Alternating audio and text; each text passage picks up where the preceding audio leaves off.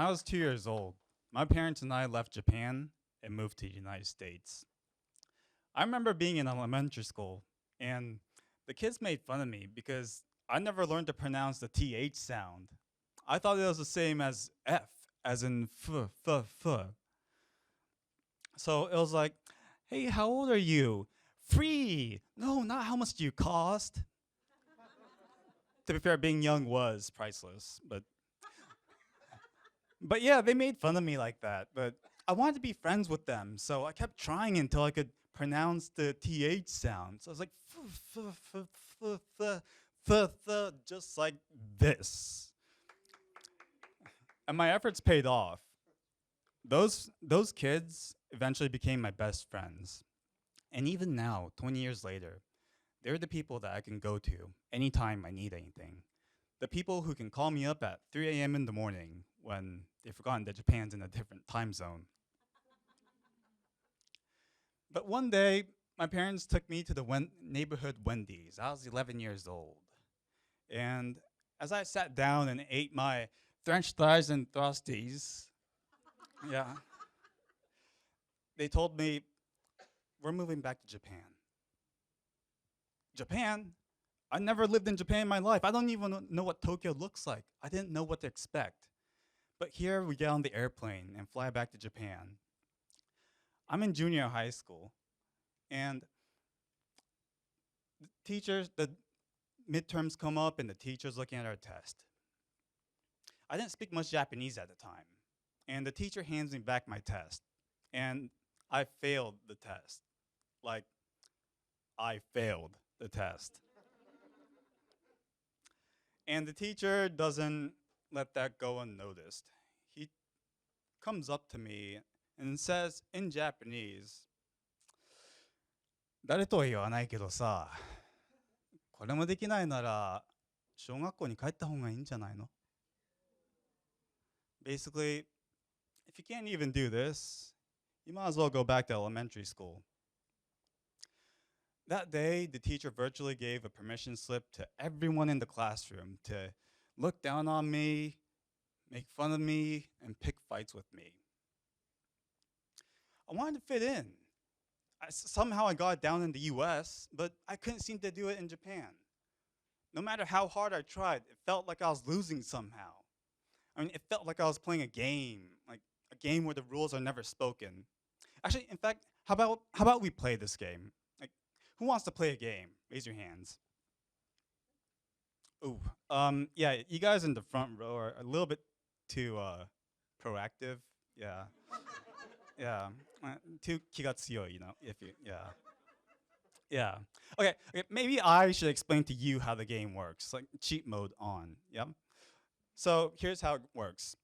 You start off with 100 reputation points, and every time you do something that's not quite culturally right, you lose a certain number of points. If you do something that's right, you get to keep the points you have, but you don't get any back. So here, I'm gonna ask 7 questions, and yeah, raise your hands if it applies to you. Does everyone understand? Okay, yeah, like now you guys are on the other extreme. You guys are hesitating. Yeah, when I ask something, I expect a clear answer, That's -5 points. Yeah, so here we go. We start with 100 points, except you guys, like 90, yeah, sorry.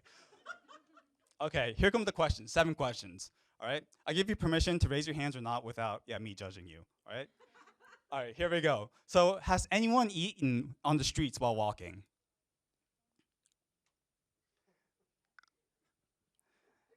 Has anyone had their phone ring out loud on the train? Has anyone answered that phone on the train? See, so many hands. Has anyone refused to go to a nomikai, a drinking party?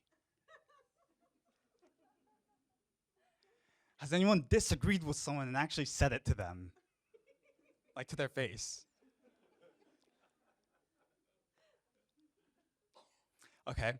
Has anyone not watched the latest TV show that everyone's talking about? So many hands. Okay, here we go. Last question. Can you write the kanji for rose, bara, Trick question, raise your hand if you cannot. I see swimming eyes. Just give up, yeah. This game was my life. Every time I lost points, I would get cast out from those group of friends, and I would have to find the new one and start over from level 1.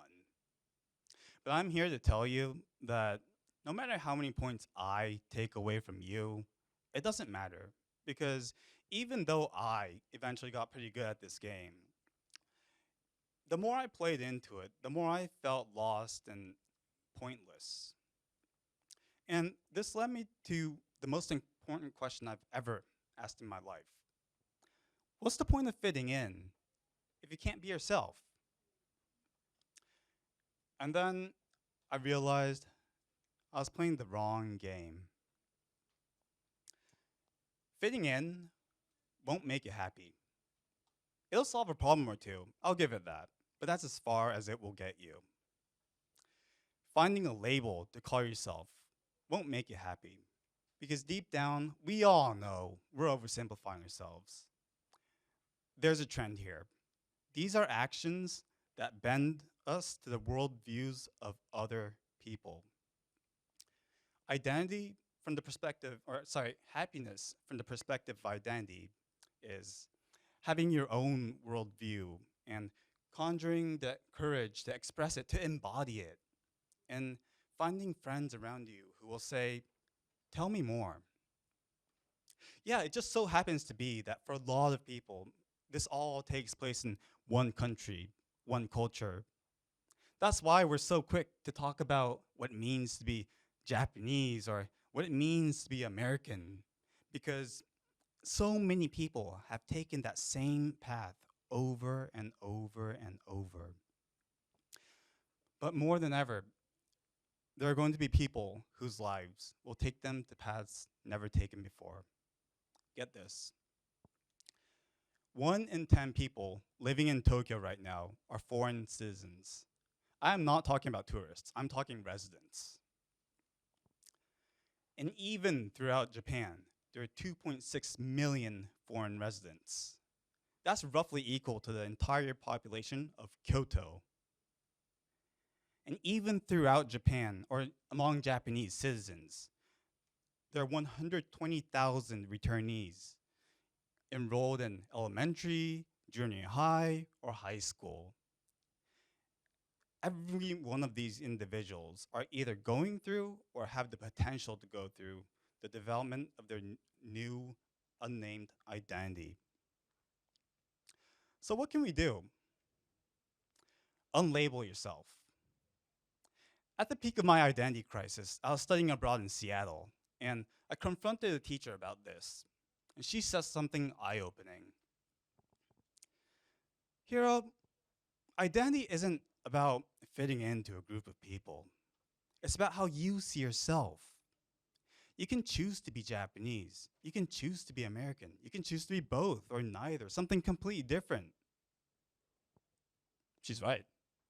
I was born in Japan and raised in the US, but those two separate cultures are mixed inside me now to create a whole new separate identity. Kind of like how red paint and blue paint mix into a totally new color, purple. And like my identity, you can't unmix purple back into red and blue. And yeah, I don't need a badass name for this new whole identity of mine. You don't either. Just be you. Second, find your people. I know there are people in here asking, is anybody like me out there? I used to be one of them. But now, I'm the leader of a community called Nikkei in Japan, where people of Japanese descent from all over the world and third culture individuals like me can bond over our common experiences. This group grew from 20 members to 200 members in a single year. Thank you. So I can confidently say, yes, there are people like me out there. And similarly, you are not alone. Third, give yourself time. Throughout all this, I don't mean to say, figure yourself out right now, because it took me 28 years to figure out who I am. It was a long journey. But here's the secret: your identity is that journey. Identity isn't about nationality or where you were born or even where you were raised. It's about the journey you took to discover who you are. Junior high school was the darkest time of my life. Having classmates jump me in the classroom taught me how to fight my way out. But I remember one day, we were swimming at the local class pool, and a classmate pulls me underwater from behind. And I'm there, stuck. I can't see, I can't hear, I can't breathe. I'm trying to find my way out. I barely remember how that turned out because I must have been blacking out. But here's the thing. They did this because they felt authority was telling them it was okay to do this. They didn't know any better. And I don't think it's fair to penalize them based on this. We can all learn one step at a time. In fact, it's time to celebrate. Celebrate your identity, who you really are. You remember the points I took away from you earlier? Well, you can have them back because life isn't pointless.